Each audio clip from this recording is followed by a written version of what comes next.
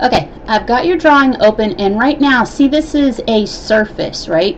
So I'm going to suggest redrawing this, and I'll show you what I'm thinking. The other thing that I do is I use multiple viewports. So on your home tab, I go ahead and set multiple viewports. So I'm going to draw it, excuse me, in the right side, right and right, I believe, yeah. So I want to be able to draw this object on the right side view. So I can see the two circles basically here. All right, excuse me.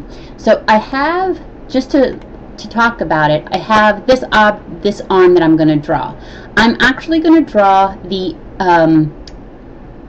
like you have here. So it's one whole object.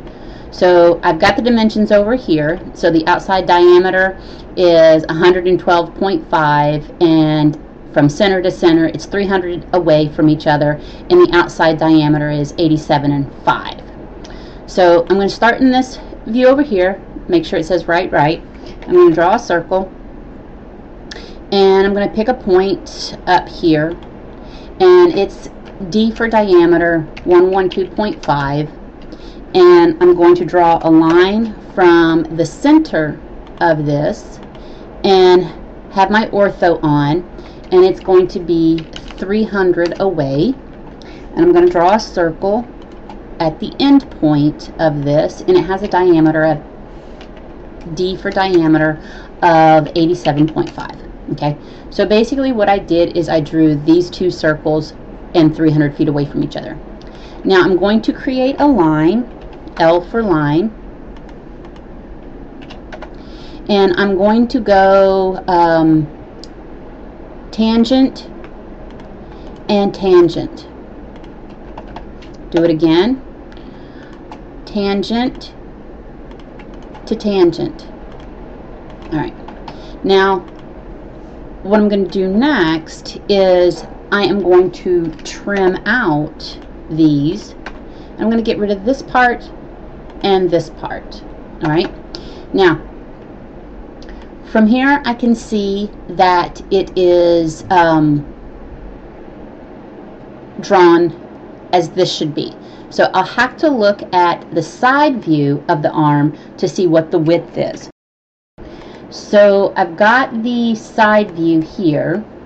So I can see that total width is 25, but the outer width is 62.5. So I'm going to go ahead and do the extrude. Now here's the other thing is if I wanted, no, I'm going to go ahead and just do extrude of the 25. It'd be the simplest. So in here, and I'm just going to move, actually I'm going to p-edit this together. P-edit and go multiple. And I'm going to click on all of these objects, enter, yes, Y, and J for join. And it says edit fuzz distance 0. I'm going to go ahead and hit enter. And now what it should have done is created one solid closed object. I'm going to go ahead and move this up out of the way out here. Now I'm going to extrude this. I'm going to extrude it this direction, and we said it was 25. Alright. Now, the next thing that I want to do is, I don't want to create the circles just yet, but I want to create this 62.5 millimeter width. Alright, so I'm going to move this over. Alright, so in this, I'm going to show you the way that I'm thinking of doing this. Alright, hold on. Okay, if this object here is 62.5 and this width here is 25, right? So if I take 62.5 minus 25, I'm going to be left with 37.5. Now, 37.5 would be the total of this little bit here and that little bit, so I have to divide it by 2. So each side sticks out 35.5, okay? I'm sorry, that was bad math. 62.5 minus 25 is 37.5. Divided by 2 is equal to 18.75. So 18.75. That's what these little depths are. So I'm going to move over here, and I am going to, on this object here, I'm going to go ahead and draw a circle, at the center and snap to the, snap to that end point. It won't let me snap. So I'm just going to come over here, and that radius was, the diameter was 112.5. Sometimes the snaps don't always work. Now, see how it's on that side of the object?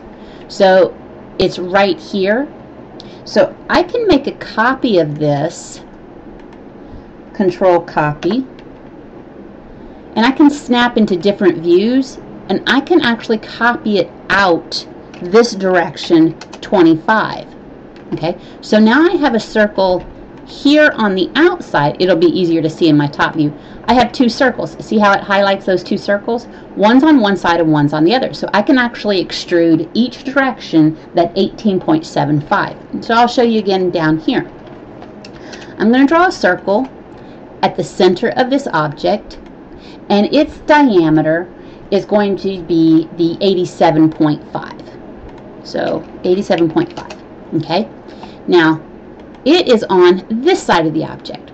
So while I'm still in this window, I'm going to type in CO for copy. I've got that circle selected. I'm going to hop to the isometric window, and I am just going to pick a point arbitrarily. It says pick a base point. So I'm going to pick a point out here, and I'm just going to pull it forward. And I know that width is 25, so I'm just going to move it 25. All right. So now on this end, if I look at the top view, I can see it a circle on both sides, because there's my two circles with my properties.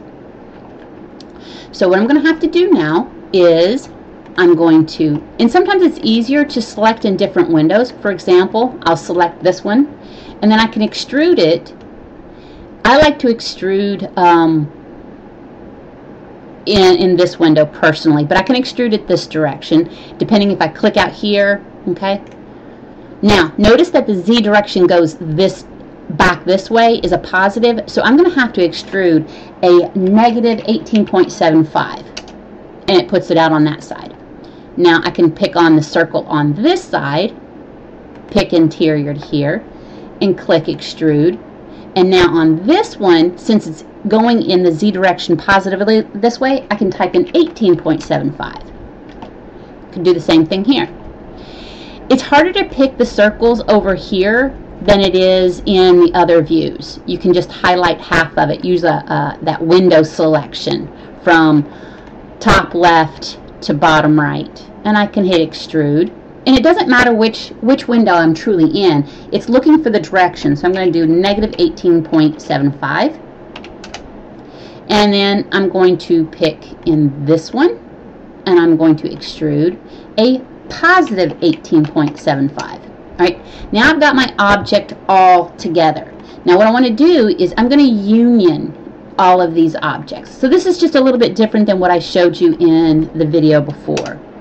So now it's all one solid object. Now the next thing is I'm going to create these circles to create holes in them. Notice there's a key cutout. I messed this up when I did the original video. I forgot my key cutout. So in this picture here, let me get that back. I'm going to work down here in the right view. I'm going to create the circle here, and I'm going to create a circle and a rectangle at that quadrant. Okay, so let me, and here's the other cool thing. You can grip this. As soon as you hover, it'll look like a move symbol. You can move these down so you can get a bigger view. I don't know if you knew that or not. So I'm going to go circle, and I'm going to go to the center of this object. And that diameter was, D for diameter, 56.3. Okay. Now, I want to create that rectangle, that little cutout, 7.7 down and 12.6 over. So I'm going to create a rectangle at the quadrant, and I'll have to move this. REC. Actually, I'm going to draw it by line, a polyline, P line. And I'm going to go from that quadrant, and it's 7.7, okay, up 12.6, back over 7.7, and I'm going to close. Now, that's not in the right location. I actually have to move this. Move. And I'm going to move it from the center, or the midpoint, to the quadrant. Okay. Now, this actually is supposed to be touching this point right here. So what I'm going to do is I'm going to move it one more time, and I'm going to go end point, and I am going to use my extension here, and well, it might be easier if I just drew a line. I don't have the best luck with the extension. So I'm going to go from the end point here and directly out. So when I move this, I want to move it from this end point here to the intersection of this point right there. That's where it needs to be. And I'm going to trim these two objects. So I'm going to get rid of this piece and that piece, because what I want to do is I want to create one single object. So I'm going to go P-edit, and I'm going to go multiple, and I'm going to select this object and this object, enter. Yes, I'm going to convert them, and I'm going to J for join, and the fuzz distance is 0, and hit enter again. So now I've got a one single object. Now here's the thing, is see where it's actually located? It's on this edge. So I need to move this object here, and I'm going to move it the negative 18.75. Oops, undo.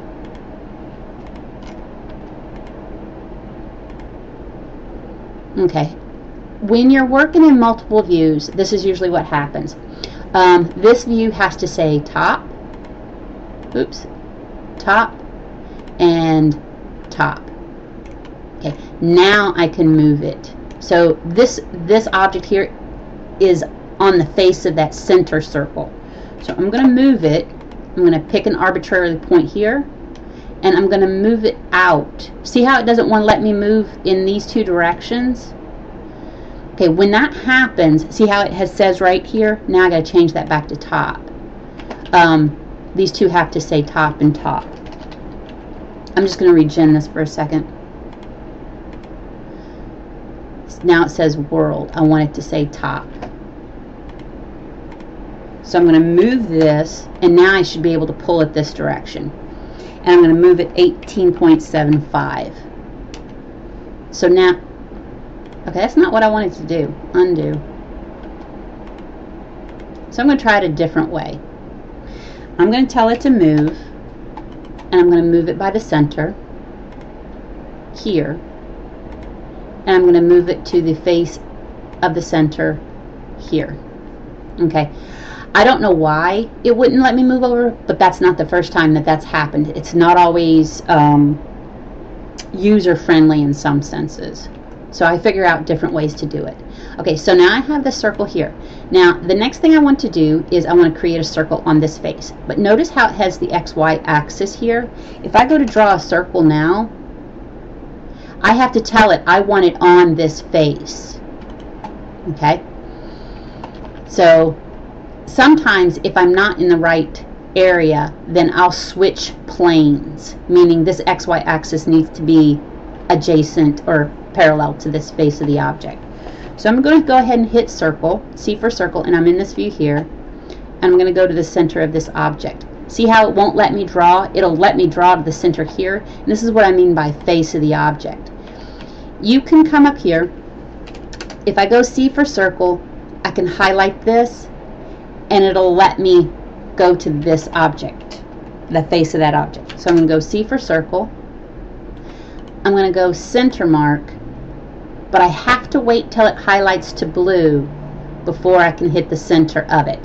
And that diameter, D for diameter, is 43.8. Now, I can extrude both of these circles or these objects at the same time, this one and this one. So I clicked both of them, I go to home, and I extrude, and I just pull it out. Okay, I don't care, there's no specific distance. Now I'm going to subtract. I'm going to keep this object, and I'm going to subtract this one and this one. And there you have it. There is your arm. Okay, you'll have to move it and then rotate it about that center mark. So you can move it And see how you can see this circle on the back side here? I can tell it go to center, pick that circle here, and then I can come over here and I can see this circle out here, and I can go to the center out here. But I believe I'm supposed to actually put it between. Ooh, let me look at my picture. Hold on. No, the arm is on the outside. Now you can also rotate it, you know, hold this and rotate it a 3D rotate. Alright, so that's how I do it. There's a lot of different ways to do it, but what you're having problems with is this is a surface. Okay, this object right here, and you can tell it's a surface by that, and you can tell it's a surface by that. You probably told it to extrude the lines, but since they were not closed polylines, they didn't extrude all the way. Alright, so I'm going to stop here, but if you have any questions, just let me know.